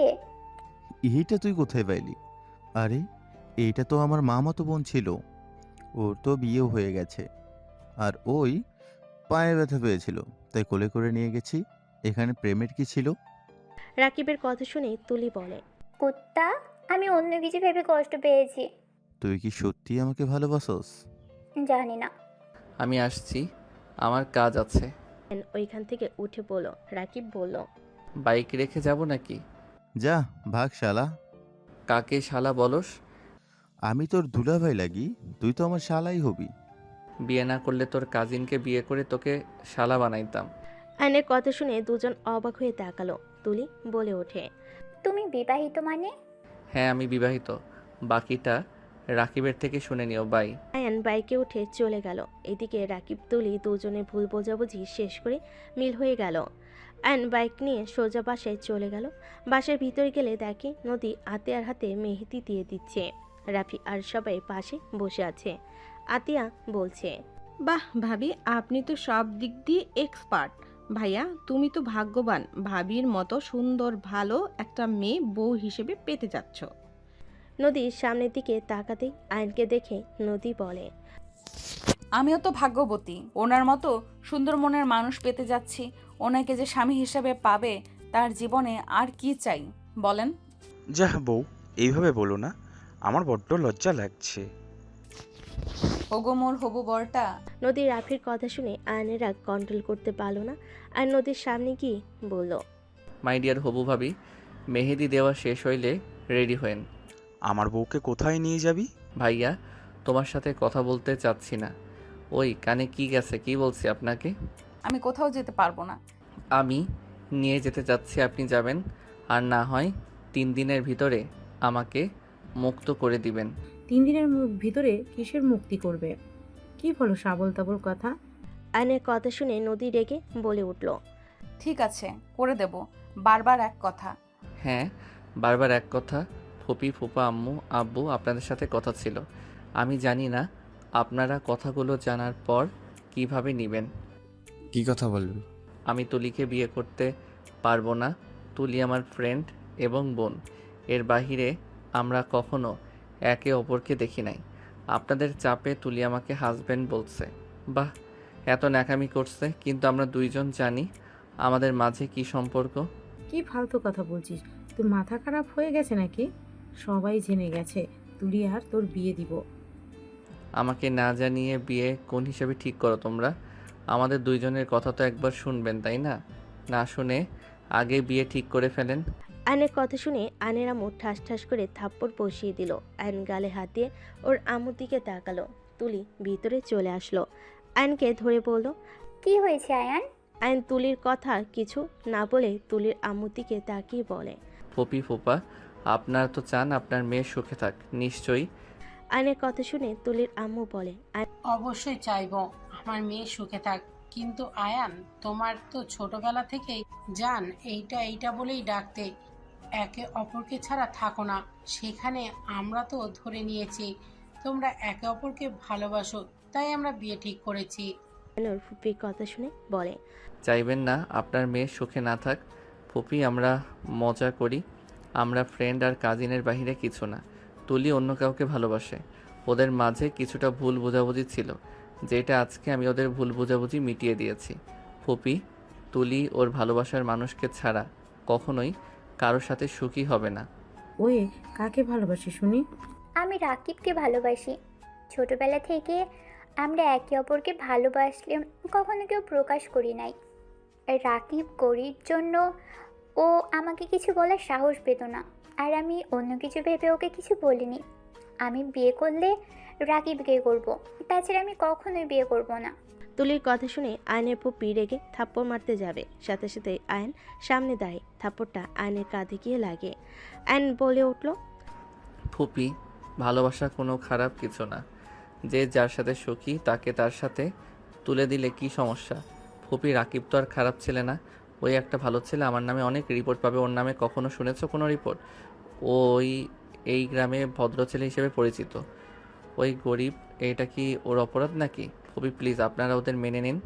আয়ন ওদের রিকোয়েস্ট করতে লাগলো। তুলি ওর আব্বু আম্মুকে বোঝাতে লাগলো। ওদের রিকোয়েস্টে সবাই মেনে নিতেই বলল। সবাই মেনে নিলে আয়ন বলে ওঠে, আই লাভ ইউ সবাইকে।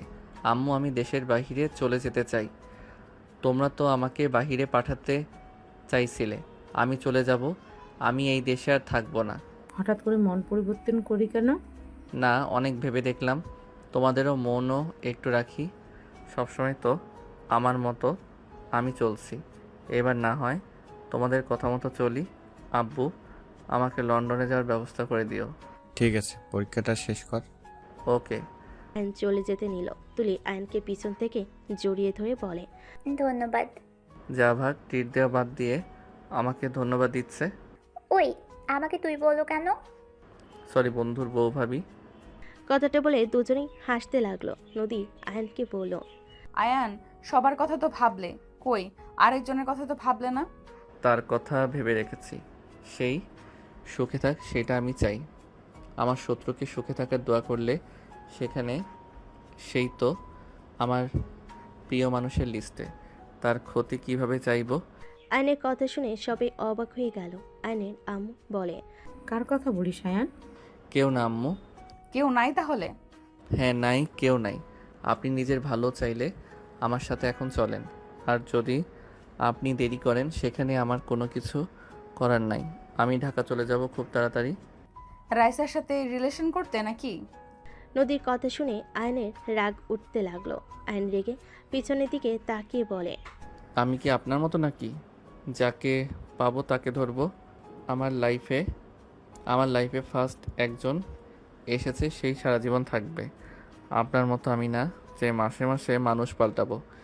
আয়ান, কি ধরনের কথা বলছিস? আয়নের কথা শুনে নদী কান্না করতে করতে বলে, হ্যাঁ হ্যাঁ, আমি তো খারাপ।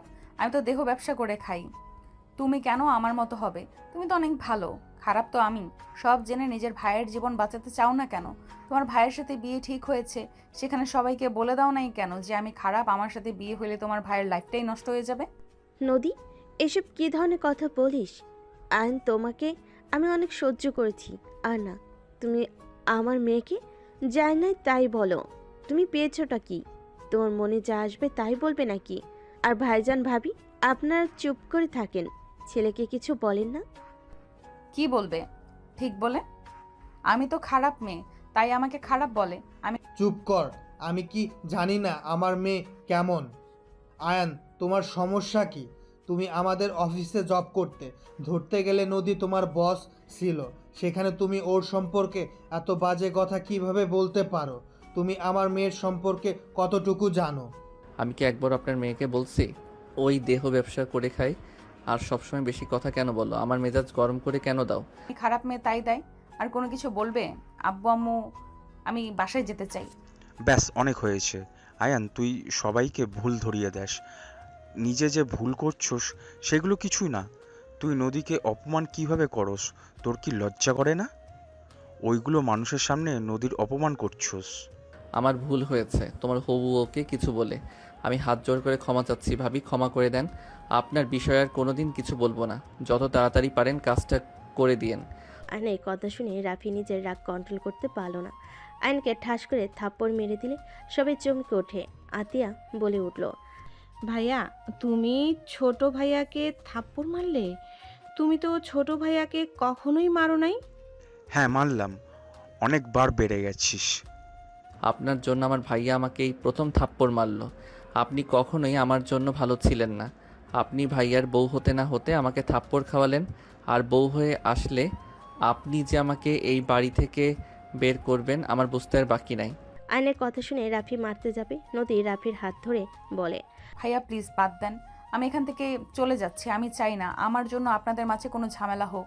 সরি আঙ্কেল আন্টি, আমি রাফি ভাইকে বিয়ে করতে পারবো না। আর আমি ভালো মেয়ে না, আমি অনেক জঘন্যতম মেয়ে। আমাকে ছেলের বউ বানালে আপনাদের এত সুখের সংসার নষ্ট হয়ে যাবে। নদী কান্না করতে করতে দৌড়ে চলে গেল। রাফি রেগে আয়নের গালে আরেকটা থাপ্পড় মেরে বলে, তুই কেমন ছেলে রে? নিজের স্ত্রীকে ফ্যামিলির সামনে পরিচয় দিতে পারোস আর বলস নদী খারাপ? তুই নিজের এত ভালো যে নিজের স্ত্রীকে কারোর সামনে পরিচয় দিতে পারোস না, আবার সেই মুখে বড় বড় কথা। ওই, তুই কাকে খারাপ বলস? আমি সব কিছু শুনেছি। নদী খারাপ নাকি তোর মন মানসিকতা খারাপ? রাফির কথা শুনে সবাই চোখ বড় বড় করে তাকালো। আয়নের আম্মু বলে ওঠে, নিজের স্ত্রী মানে রাফি এসব কি বলস? ঠিক বলছি আমু, নদী আয়নের স্ত্রী। সবাই না শুনে কোনো বাজে কথা বলবে না দয়া করে, আর কেউ কাউকে ভুল বুঝবে না। দয়া করে আমার সম্পূর্ণ কথা শুনবে, তারপর কথা বলবে। আমার মেয়ে আমাদের না জানিয়ে আয়নকে বিয়ে করেছে, এটা কখনো বিশ্বাসযোগ্য না। আমার মেয়েকে আমি চিনি, আমার মেয়ে কখনোই এমন কাজ করবে না। আমার মেয়ে তো অন্য কাউকে ভালোবাসে, তাকে রেখে আরেকটা ছেলেকে, তাও বা জুনিয়র ছেলেকে বিয়ে করবে? অসম্ভব। হ্যাঁ, অসম্ভব। ওরা নিজের ইচ্ছা করে বিয়ে করে নাই। বিয়ে করছে আবার বলস নিজেরা ইচ্ছে করে করে নাই? তাহলে কি নদী আপু তোমার স্ত্রী? তুই জানতি নাকি? রাকিব বলেছে, বাট ওর স্ত্রীকে সেইটা রাকিবও জেনে না। কিন্তু ওর স্ত্রীর সাথে তো ওর কোনো সম্পর্ক নেই। ওদের বিয়ে তো লোকজন জোর করে দিয়ে দিয়েছিল। আর নদী আপু তো তাহলে আয়নকে ভালোবাসে না। আয়ন ভালোবাসলে নদী আপু অন্য একজনকে ভালোবাসে। তাহলে আপু আবার আয়নের পাশে কাউকে সহ্য কেন করতে পারছে না? আর আয়ান, তুই তো নদী আপুকে অনেক ভালোবাসিস, এমন ব্যবহার কেন করলি? জোর করে বিয়ে দিয়েছে মানে? আমি তোমাদের সব খুলে বলি। রাফি প্রথম থেকে সব কিছু খুলে বলা শেষ হলে আয়নকে বলো, নদীকে তুই যেমন ভাবছস ও তেমন না, বুঝতে পারছস? সবার লাইফে তো প্রেম আসে। কেন, আমি যে রূপাকে ভালোবাসতাম, আমি খারাপ জানার পরেও রূপা আমাকে আজও ভালোবাসে। অথচ আমি প্রতিবারই ওকে ঠকিয়ে গেছি, তাও আবার হাত ছাড়ে নাই। ওই আমার বিপদে পাশে থাকে, আমি বিপদে পড়লে ওই সবার আগে ছুটে আসে। আর সেখানে নদী নিজের ভুল বুঝে তোর কাছে ফিরে আসতে চাইলো, আর তুই তাকে খারাপ মেয়ে বলে গুণা করে দিলি। তুই জানোস ও আমাকে সব কিছু বলে দেয়, ওই তোকে ভালোবাসে, ও কাউকে বিয়ে করতে পারবে না। এসব যা দেখছো সব অভিনয়, তোকে জেলাস ফিল করানোর জন্য নদী আর আমি অভিনয় করছি। আমি ওকে বউ বললে লাস্টে মা আস্তে আস্তে বললাম। কি এত কিছু হয়ে গেছে, কেউ আমাদের কিছু জানাসনি? আর বুঝতেও দিল না? আয়ানের কথা বাদ দিলাম, ওই তেরা, ওই কাউকে কিছু বলে না, কিন্তু নদী তো একবার আমাদের বলতে পারতো। নদী কি বলবে আম্মু? ওই তো অপেক্ষায় ছিল আয়ান কবে তাকে স্ত্রী হিসাবে পরিচয় দিবে। ওই কেন আগে বলবে? আয়ান ছেলে হয়ে নিজের স্ত্রীকে কারোর সামনে স্বীকার করে না, সেখানে ওই মেয়ে হয়ে কিভাবে বলবে? আয়ন, সব শুনলাম। তুমি আমার মেয়েকে যেমনটা ভেবেছ, আমার মেয়ে মোটো তেমন না। আমার মেয়ের সব কিছু আমি জানি, আমার মেয়ের সব কিছু আমি জানি। শুধু তোমাদের বিয়ের বিষয়টাই ও আমাদের শেয়ার করে নাই। রনির সাথে ওর অনেক বছর রিলেশন, বাট রনি কখনো নদীর কাছেও আসার সাহস পায় নাই। নদী অনেক রাগী, এটা তো অবশ্যই জানো। আমি মা হয়ে বিষয়টা বলতে লজ্জাবোধ হচ্ছে। আমি মা হয়ে বিষয়টা বলতে আমার লজ্জাবোধ হচ্ছে। কিন্তু তুমি বিষয়টা নিয়ে নদীর সাথে কথা বলতে পারতে, এভাবে ভুল বোঝাবুঝি মিটিয়ে নিতে পারতে। আমি কি করব? আপনার মেয়ে তো আমাকে ভালোবাসতো না, আমাকে সহ্য করতো না, আমাকে কত অপমান করছে। আমি তারপর ওনাকে কিছু বলি নাই, বাট লাস্টে বিষয়টা আর মেনে নিতে পারছিলাম না, তাই আমি দূরে সরে এসেছি। কিন্তু ওই আবার এখানে এসে ভাইয়ার সাথে শুরু করে দিয়েছে। নিজের স্ত্রী অন্য এক পুরুষের সাথে এত ন্যাকামি করলে কার সহ্য হবে? ও তোকে রাগানোর জন্য এমন করতেছে, যাতে রেগে গিয়ে তুই সবাইকে সব বলে দোস নদী তোর স্ত্রী। বাট উল্টা তুই কি করলি? ডিভোর্স চাওয়া শুরু করছো। অত মাথা কাজ করে না। এখানে আবালের মতো দাঁড়িয়ে না থেকে ভাবিকে গিয়ে সামলাও। উনি মনে হয় লাগেজ গোছানো শুরু করে দিয়েছে নাকি?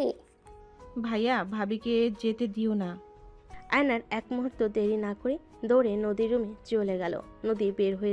নদী বের হবে সাথে সাথেই আয়ন নদীকে জড়িয়ে ধরে ঘরের ভিতর ঠেলে নিয়ে যেতে লাগলো। নদী বলতে লাগলো, এ ছাড়ো বলছি, আমাকে যেতে দাও। আয়ন দরজা লাগিয়ে দিয়ে বলে, জান যাও না, তোমাকে ছাড়া ভালো লাগে না। এই যে কান ধরছি, আর কোনো দিন তোমাকে বাজে কথা বলবো না, আল্লাহর কসম। আর কখনোই তোমাকে গালাগালি করব না। আমাকে যেতে দাও, আমার মতো খারাপ মেয়ের সাথে সংসার করতে হবে না, ছেড়ে দাও আমাকে। আয়ন নদীর পা জড়িয়ে ধরে বাচ্চাদের মতো করে কান্নার অভিনয় করে বলতে লাগলো, যাও না বউ, তোমাকে ছাড়া আমি একা থাকতে পারবো না। বিয়ে করে সিঙ্গেল থাকতে ভালো লাগে না। এইবারের মতো ক্ষমা করে দাও, আমাদের বাচ্চার কথা ভেবে ক্ষমা করো। আয়নের মুখ দেখে আর কথা শুনে নদী হাসি থামিয়ে রাখতে পারল না, না পেরে ফিক করে হেসে দিয়ে বলে, বাচ্চা কোথা থেকে আসলো? আয়ন উঠে বলল, ইয়াহু, আমার বউ হাসি দিয়েছে। আর বাচ্চা আসার জন্য তো তোমাকে দরকার জান। কথাটা বলে ধাক্কা দিয়ে খাটের উপর ফেলে দিল। আয়ান নদীর উপরে লাফ দিয়ে উঠে পড়ল। এখন আদর করি। আমি কিন্তু মন থেকে আদর করতে চাচ্ছি। আয়ানের বাচ্চাদের মতো কথা বলার স্টাইল দেখে নদী হাসি হাসি মুখে মাথা নেড়ে হ্যাঁ সূচক দিল। আয়ন খুশিতে নদীর উপর ঝাঁপিয়ে পড়ল। নদী আয়নকে পাল্টা আদর করতে শুরু করে দিল। বাকিটা ইতিহাস।